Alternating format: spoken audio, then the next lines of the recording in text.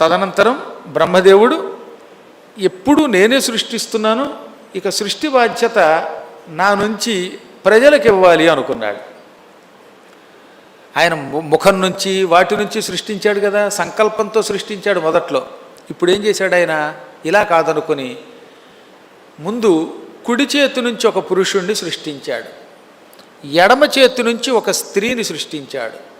కుడి చేతి నుంచి వచ్చిన పురుషుడు స్వయంభువు అని పిలువబడ్డాడు. స్వయంభూ అంటే బ్రహ్మ, తనంత తాను ఒక రూపం ధరించాడు గనక బ్రహ్మని స్వయంభూ అంటారు. ఆత్మభూ అన్న స్వయంభూ అన్న బ్రహ్మ. స్వయంభూ నుండి పుట్టాడు గనక స్వయంభువు అన్నారు. ఆయన మొదటి మనువు. ఎడమ భుజము నుంచి ఒక పరమసుందరుని సృష్టించాడు. ఆ అందం అనేక రూపాలుగా ఉందిట, అందుకే శతరూప, అనేక రూపముల సౌందర్యమును ఇముడ్చుకున్నది. ఆవిడికి శతరూప అని పేరన్నమాట. ఈ ఇద్దరు మొదటి దంపతులు అయ్యారు. నాయనలారా, మీ ఇద్దరు స్త్రీ పురుష సంయోగము ద్వారా మిథున కర్మ ద్వారా సంతాన ప్రాప్తి పొందండి అన్నాడు. అప్పుడు వాళ్ళు అన్నారు, మాకు ఆ శక్తి రావాలంటే తపస్సు చేస్తాం అని మళ్ళీ విష్ణువు కోసం 1000 ఏళ్ళు తపస్సు చేశారు. తపస్సు చేసి ఇద్దరు దంపతులై స్త్రీ పురుషుల యొక్క రతిక్రీడ ద్వారా సంతానోత్పత్తి మొదలెట్టారు. అయినా సంతానం పెరగడం లేదట. అందుకని బ్రహ్మ దగ్గరకు వచ్చి, మా ఇద్దరి వల్ల పెద్దగా భూమి మీద జనం పెరగటం లేదు, ఎక్కువ జనం ఉత్పత్తి కావాలంటే ఇంకొంతమంది మిథునాన్ని సృష్టించన్నాడు స్వయంభువు. అప్పుడు ఆయన మిథునానాం సహస్రంతు ముఖాత్ సమభవత్కిల, తన ముఖము నుండి కొన్ని వేల మంది దంపతుల్ని సృష్టించాడు. ఒక స్త్రీ ఒక పురుషుడు, ఒక స్త్రీ ఒక పురుషుడు. ఆది సృష్టి కనుక అందరూ ఆయన నుంచే వచ్చారు. అందుకే అప్పట్లో బంధాలు లేవు. వారిని భార్యాభర్తలు చేశాక బంధాలు ఏర్పాటు చేశాడనమాట. నువ్వు భార్యవి, నువ్వు భర్తవి, మీ ఇద్దరు ఈ రోజు నుంచి దంపతులు. మీ ఇద్దరికి పుట్టే పిల్లలు మగవాళ్ళు ఆడవాళ్ళు, అన్న చెల్లెలు అని పిలువబడతారు. ఇక్కడి నుంచి బంధాలు వస్తాయి. మీరు మరొక బంధం కలిగినటువంటి వారి యొక్క సంతానాన్ని ద్వారా మళ్ళీ సంతాన వ్యాప్తి చెయ్యండి. అనగా ఏంటి? మొదట్లో అందరూ బ్రహ్మ నుంచే పుట్టారు కదా. ఈ దంపతులు ఆ దంపతులు అందరూ పుట్టినా ఈ దంపతుల పిల్లలు ఆ దంపతుల పిల్లలు వివాహం చేసుకుని అక్కడి నుంచి ఇది ఈ బావ లేకపోతే మరదలు ఇలాంటి వరసలు కల్పించుకుని ఒక ధర్మ పద్ధతిలో నడవండి అన్నాడు ఆయన. ఆదిలో అందరూ బ్రహ్మ సంతానమే కనుక అప్పుడు వరస ఉండదు సృష్టి ఆరంభంలో. ఇలా అనేకములైన సహస్రములైన దంపతులను సృష్టించాడు.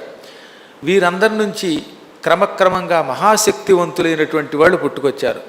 మొదట్లో ఈ పురుషులు, వీరికి వేరే ధర్మం లేదు, హాయిగా వాళ్ళు భగవత్కథలు వినేవారు. అధర్మమే లేదు కనుక ఏది ధర్మమో ఏది అధర్మమో అనవలసిన అవసరం లేకపోయిందిట. ఎవరి పరిధుల్లో వారు ఉన్నారు, ఎవరికి ఏది తోస్తే తిన్నారు. భూమి ఎక్కడ ఎవరికి చిక్కితే అక్కడికి వెళ్ళి నివసించారు. ఈ భూమి నాది ఇది నీది కాదు అనేది మాట లేకుండా పోయింది. ఇలా చాలా కాలం పాటు కేవలం ధర్మం తప్ప అధర్మం లేకుండా కృతయుగ ఆరంభంలో ఉన్నది. కొంతకాలం పోయాక ఈ జనం పెరిగిపోతున్నారు. ఇప్పుడు ఇంకో సమస్య వచ్చింది. మొదట్లో సృష్టి ఆరంభంలో జనం లేరు, ఇప్పుడు జనం పెరిగారు. పెరిగిన వాడికి చావు లేదు. చావు లేకపోవటం బ్రహ్మకి చచ్చే చావు అయిందిట. అందరూ పెరిగిపోతున్నారు, వాళ్ళకి మళ్ళీ పిల్లలు పుడుతున్నారు. వీళ్ళు భూమిని ఆక్రమించడం మొదలుపెట్టారు. అప్పుడు బ్రహ్మదేవుడికి భయం వేసి, ఇదేమిట్రా నా లోపం ఏదో ఉంది నాలో, జనం పుట్టుకుంటూ వస్తున్నారు తప్ప ఈ పుట్టినటువంటి వాడు శరీరం విడిచిపెట్టడం లేదు, మృత్యువు లేదు వీళ్ళకి. మృత్యువు లేకపోవటం చాలా ప్రమాదం అనిపించింది ఆయనకి. వెంటనే ఆయన ఒక్కసారి కనుబొమ్మలు ఇలా ముడివేశాడు, క్రోధంతో చూశాడు. ఆ క్రోధం వల్ల ఒక అగ్ని పుట్టి ఈ పుట్టిన వాళ్ళందరినీ కాల్చేయడం మొదలుపెట్టింది. ప్రళయం వచ్చినట్టు అయ్యింది, ప్రజలు చచ్చిపోవడం మొదలెట్టారు. దాంతో ప్రజలు హాహాకారం చేశారు. ఒకేసారి 10 లక్షల మంది బూడిదైపోయారట ఆయనకు ఆ క్రోధాగ్నికి. అప్పుడు శివుడు అక్కడికి వచ్చి నీలలోహిత వర్ణంలోకి మారి, అంటే తెల్లగా కాకుండా నీలలోహిత వర్ణంలోకి వచ్చి, బ్రహ్మదేవ ఆగు ఆగు, త్రిమూర్తులం ఒక నియమం పెట్టుకున్నాం. ఆ నియమం ప్రకారంగా జీవులని మనం ఇష్టం వచ్చినట్టు సంహరించకూడదు. సృష్టిలో ప్రజలు అభివృద్ధి పొందటం లేదని మిథునములను సృష్టించి ఈ జంటల ద్వారా ఎంతమంది ప్రజలు సృష్టించావు, కానీ వీళ్ళకు ఒక క్రమ పద్ధతిలో మరణం ఏర్పాటు చేయలేదు. దానివల్ల జనం పెరిగారు. ఇప్పుడు మొత్తం జనమందరినీ ఒకేసారి బూడిద చేస్తే అది సృష్టి ధర్మానికి విరుద్ధం కదా, కాబట్టి కోపాన్ని ఉపసంహరించుకో అన్నాడు. అప్పుడు క్రోధాన్ని ఉపసంహరించుకోవడానికి బ్రహ్మగారు 2 చేతులు జోడించి ఇలా నాభి దగ్గర చేర్చి ఎడమ చేతి వేళ్లలో కుడి చేతి వేళ్ళు పెట్టి, నేను ఉపయోగించిన క్రోధం అగ్నిజ్వాలలై ప్రజల్ని నాశనం చేస్తోంది, ఆ క్రోధాగ్ని తిరిగి నాలో ప్రవేశించుగాక అన్నాడు. అనగానే ఆ కోపం తిరిగి ఆయనలోకి వచ్చింది. ఆ వచ్చే ముందు కొంత అగ్ని నీళ్లల్లో పడింది, అది బడబాగ్ని అయ్యింది సముద్రంలో. కొంత అగ్ని చెట్లలో చేరిపోయింది, అదేమైందనమాట కాష్ఠాగ్ని, కర్రల్లో ఉన్న అగ్ని. కర్ర రాసుకుంటే కూడా అదే అగ్ని ఎలా పుడుతుందనమాట, అరణి వధించడం అంటారు దాన్ని. ఇలా కాష్ఠాగ్ని అయ్యింది.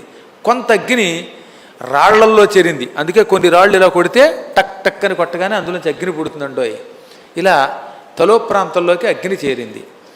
ఇంకా మిగిలిపోయిన అగ్ని అంతా ఆయన కడుపులోకి వెళ్ళింది. అప్పుడు ఆయన కనుబొమలు యథాప్రకారంగా అయ్యాయి.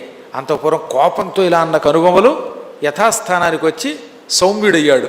ఈ సౌమ్యుడవుతున్న సమయంలో ఆయన కనుబొమల మధ్యలో నుంచి ఒక నల్లని భయంకరమైన దేవత పుట్టింది. ఓరి బాబోయ్, ఇంకా అంత నలుపు ఈ ప్రపంచంలో ఎక్కడ చూడం మనం. అంత నల్లని స్త్రీ, కళ్ళు మాత్రం ఎర్రగా చింతనిప్పుల్లో ఉన్నాయి. ఇక జుట్టుంది చింపిరి జుట్టు, ఈతాకులు నెత్తి మీద పెట్టినట్టుంది, శూలములు పెట్టినట్టుగా ఉంది. అంత భయంకరమైన జుట్టుతో ఒక ఆవిడ పుట్టుకొచ్చింది. ఆవిడ పుట్టుకొచ్చాక ఆవిడ కథ కమావిషయం తెలుసుకుని తక్కిన కథల్లో ఉన్న విశేషాలను తెలుసుకోవడానికి రేపటిదాకా ఆగుదాం. స్వస్తి ప్రజాభ్య పరిపాలయంతాం న్యాయ్యేన మార్గేణ మహీం మహిషాః గోబ్రాహ్మణేభ్యः శుభమస్తు నిత్యం. లోకాః సమస్తాః సుఖినో భవంతు.